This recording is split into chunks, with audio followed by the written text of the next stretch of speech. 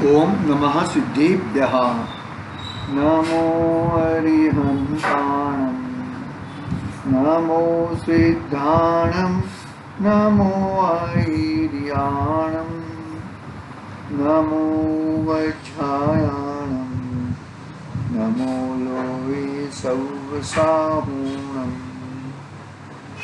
मंगलं भगवान् वीरो, मंगलं गौतमो गणी, मंगलं कुंजकुंडार्यो, यज्ञधर्मोऽस्तु मंगलम्।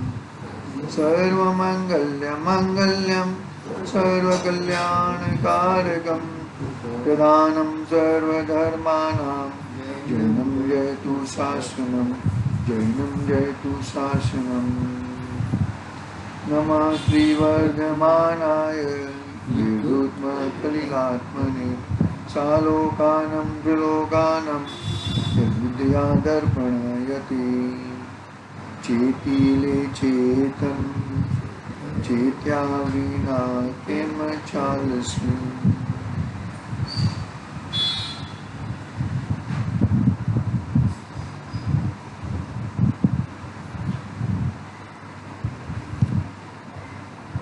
रत्नाकरण सावकाचार आचार्य समदभद्र देवधार रचित महान परमागम अपने सामने विराजमान है। छठा अधिकार भावना अधिकार है। भावना अधिकार में 16 कारण भावना की चर्चा बहुत ही विस्तृत रूप से सदा सुखदास जी ने की है आचार्य देव के माध्यम से। हम 15वीं भावना की बात हमने प्रारंभ की है। 15वीं भावना है प्रभावना भावना।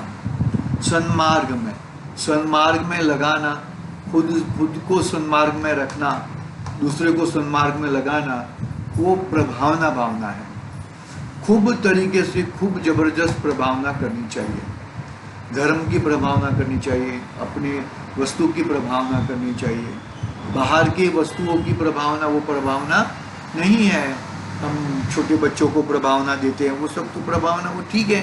वो एक गिफ्ट देना वो प्रभावना नहीं कहलाता, लेकिन वो प्रोत्साहन रूप से हम देते हैं तो बच्चे पाठशाला में आए, ऐसी भावना रहती है।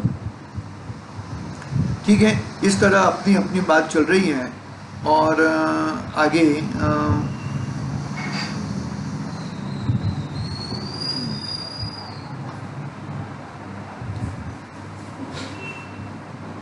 शास्त्र प्रवचन की प्रेरणा तथा व्याख्यान का स्वरूप, आगे पढ़ते हैं हम। शास्त्र प्रवचन की प्रेरणा और व्याख्यान का स्वरूप देखो। जिनेन्द्र प्ररूपित चारों अनुयोग के सिद्धांतों का ऐसा व्याख्यान करना जिससे सुनने से एकांत का हट नष्ट हो जाए, हृदय में अनेकांत रच जाए, पापों से कांपने लगे, व्यसन छूट जाए, दया रूप धर्म में प्रवर्तन हो जाए, अभक्ष्य भक्षण का त्याग हो जाए, ऐसा व्याख्यान करना जिससे सुनने से हजारों मनुष्यों का कुदेव कुगुरु कुधर्म के आराधना का त्याग हो जाए तथा वितराग देव दया रूप धर्म आरंभ परिग्रह रहित गुरु के आराधना में दृढ़ श्रद्धान हो जाए। ऐसा व्याख्यान करना जिसे सुनकर बहुत मनुष्य रात्रि भोजन, अयोग्य भोजन, अन्याय के विषय, परधन में राग छोड़कर व्रतों में, शील में, संयम भाव में, संतोष भाव में लीन हो जाए। ऐसा जिनवाणी का स्वरूप ही ऐसा है। एक बार जिनवाणी मैया बात करती है तो वो अपने स्वरूप की तरह ही वो जीव चला जाता है, लेकिन मोह के कारण वापिस वो घूम फिर के वापिस वहाँ चला जाता है। मतलब वो वैरागी स्मशान जैसा हो जाए ना। तो स्मशान वैरागी, स्मशान में गया हो और वैराग्य आ गया हो, बाद में वैराग्य, लेकिन फिर भी ये इस तरह का सिद्धांत तत्वों का, आध्यात्मिक वस्तुओं का यदि वाचन रहा, पाठन रहा तो जरूर किधर न किधर उसका काम होता है और जरूर न जरूर कुछ न कुछ उसका ध्यान भी होता है। इस तरह की बातें हैं। देखो मतलब इतनी दृढ़ श्रद्धान पूर्वक जिनवाणी पढ़नी चाहिए, भक्ति करनी चाहिए, बहुत ही अपनी धर्म की प्रभावना करनी चाहिए।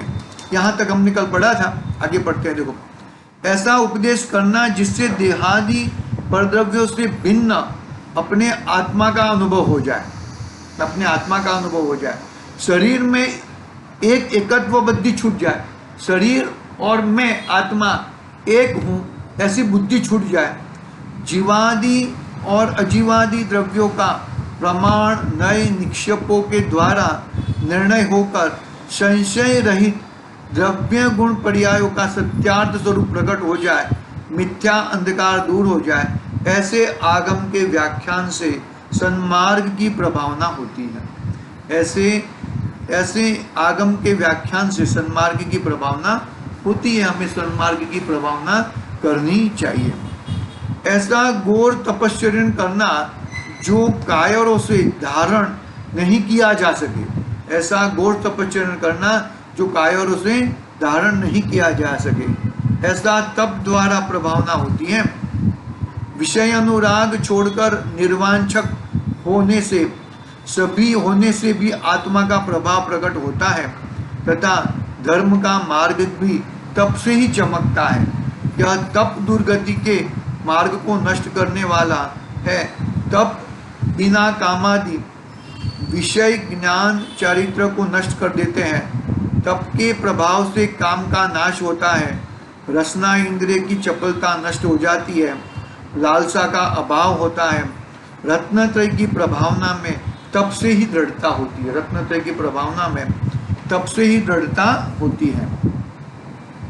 आगे, जिन मंदिर और जिन बिंब की प्रतिष्ठा कराना, जिन बिंब और जिनेंद्र भगवान की प्रतिष्ठा कराना, जिनेंद्र के प्रतिबिंब की प्रतिष्ठा कराना, जिनेंद्र का मंदिर बनवाना, उनसे सन्मार्ग की प्रभावना होती है।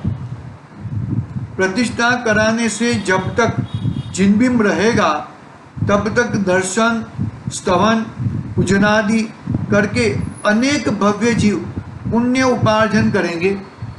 मंदिर कितने सालों के सालों तक रहते हैं मंदिर, जीव तो आते हैं जाते हैं, आते हैं जाते हैं, ऐसा होता है, लेकिन मंदिर सालों के सालों रहते हैं। तो जिन मंदिर की प्रतिष्ठा कराना, जिन बिंब की प्रतिष्ठा कराना, जिससे भव्य जीव आएंगे, दर्शन पूजन करेंगे और तुम्हें पुण्य, अपने को पुण्य मिलता है, पुण्य वो भी पुण्य उपार्जन करते हैं, हम भी पुण्य उपार्जन कर सकते हैं। मंदिर में जावा तो पुण्य નથી। हाँ, मंदिर में जावा तो पुण्य નથી। કેમ નથી? મંદિર બનાવો પુણ્ય છે ને, पुण्य કેમ નથી? पुण्य है, नहीं ऐसा नहीं है। मंदिर बनाने से तो बहुत बड़ा पुण्य होता है, बहुत बड़ा पुण्य क्यों नहीं होता है? मंदिर बनाने में पुण्य नहीं होएगा? जिनेंद्र भगवान की प्रतिमा विराजमान कर, अब तो पत्थर छूकर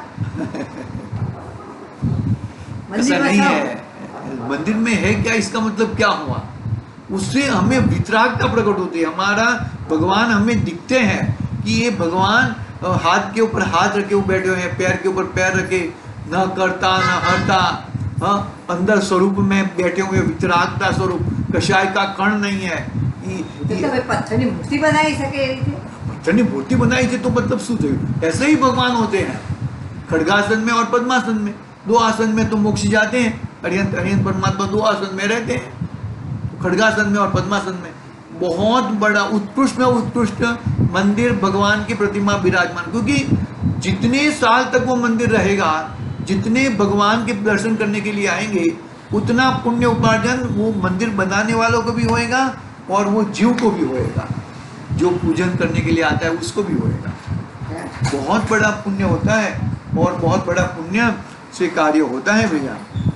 देखो, जिन मंदिर और जिन बिंब की प्रतिष्ठा कराना, जिनेंद्र की प्रतिबिंब की प्रतिष्ठा कराना, जिनेंद्र का मंदिर बनवाना, इनसे सन्मार्ग की प्रभावना होती है। प्रतिष्ठा कराने से जब तक जिन बिंब रहेगा तब तक दर्शन, स्तवन, पूजनादि करके अनेक भव्य जीव पुण्य उपार्जन करेंगे। पूजा पाठ तो ठीक से आत्मा कल्याण कर तो जे, हाँ, तो वो निमित्त है, आत्मा के कल्याण के लिए वो निमित्त है। दर्शन, देव दर्शन, सातत्व का श्रद्धान, वो आत्म कल्याण के लिए निमित्त है। આત્મકલ્યાણ એ વાત તો કોઈ એવા ભવ્ય જીવો તો દેખાતા જ નથી. કેમ નથી દેખાતા? પણ તમે ભવ્ય નથી, અમે ભવ્ય નથી. હવે ભાઈ આપણે તો કોઈ ગુસ્સો તો છીએ જ. नहीं, क्यों नहीं? हाँ, भव्य जीवित छे भव्य भव्य ही है हम लोग अभव्य हैं ऐसा मानने का ही क्यों? हम भव्य ही हैं. भाई ऐसा ज मानना અને જોઈએ. આ બધીમાં કે ભક્તિ કરી કે કોઈ બ્રહ્મચારણ કે કોઈ હારું હારું કોઈ ઊંચ પદ લીધું. अरे ये वो पद क्यों लेते हो? हम लोग तो निष्प्रभ भावना से, मुझे कुछ भी नहीं चाहिए, मुझे पुण्य की भी इच्छा नहीं है. ના થાય. होता है बहुत होता है भाई. देखो, जो मंदिर बनवाएंगे उन गृहस्थों का ही धन प्राप्त करना सफल होगा. पूजन, रात्रि जागरण, शास्त्रों का व्याख्यान, श्रवण, पठन, जिनेन्द्र का स्तवन, सामाजिक प्रतिक्रमण, सामूहिक प्रतिक्रमण, पंचनादि तप, नृत्य, गान, भजन, उत्सव जिन मंदिर होने पर ही होते हैं. जिन मंदिर बिना धर्म का समस्त समागम होता ही नहीं है. इससे अधिक क्या लिखे? अपने तथा पर के उपकार का मूल प्रतिष्ठा कराना तथा जिन मंदिर बनवाना है. धन की आसक्ति घटाने की प्रेरणा. धन है तो धन कहाँ यूज करेंगे? तो धन की आसक्ति घटाने की प्रेरणा दे रहे हैं. देखो, धर्म का उत्कृष्ट मार्ग तो समस्त परिग्रह छोड़कर वितरागता अंगीकार करना.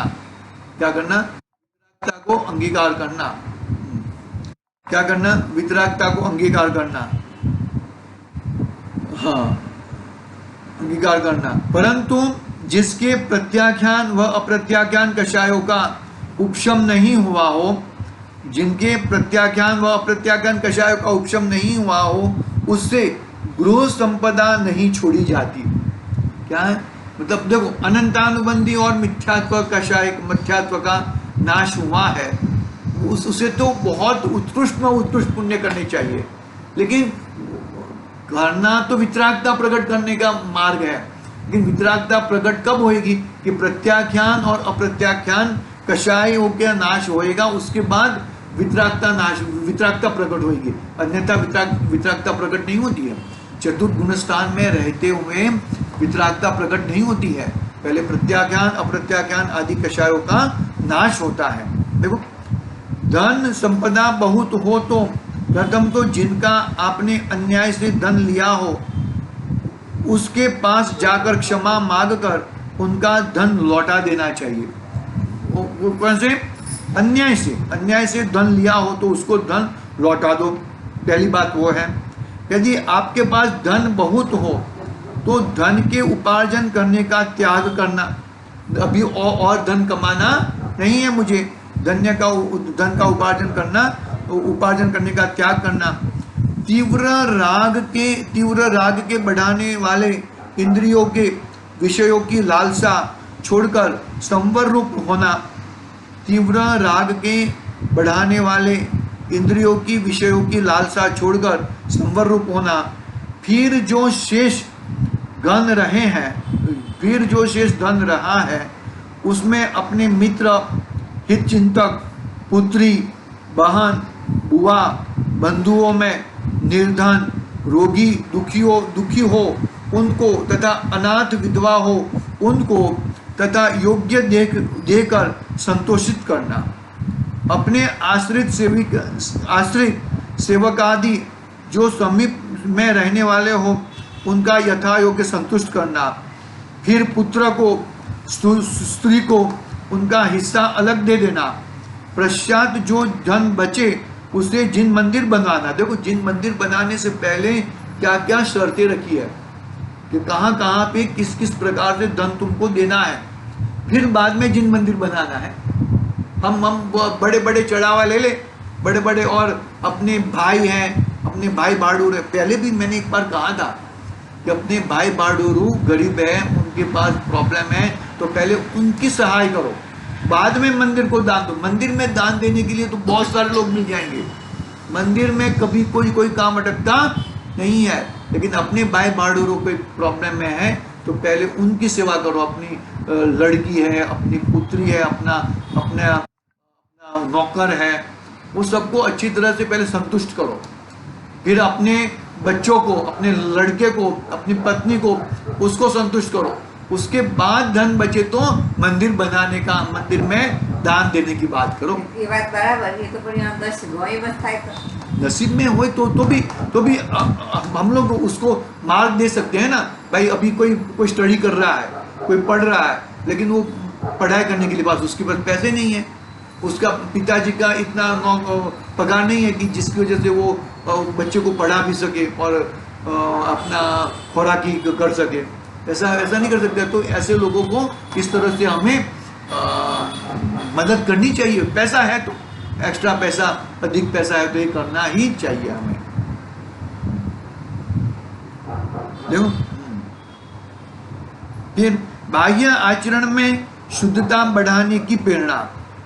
जो मंदिर प्रतिष्ठा तो कराए किंतु अनीति से पराया धन रख ले, अन्याय का धन ग्रहण कर ले, तो उसकी समस्त प्रभावना नष्ट हो जाएगी। प्रतिष्ठा कराने वाला, मंदिर बनवाने वाला यदि खोटा वणिज यानी कि इंटरेस्ट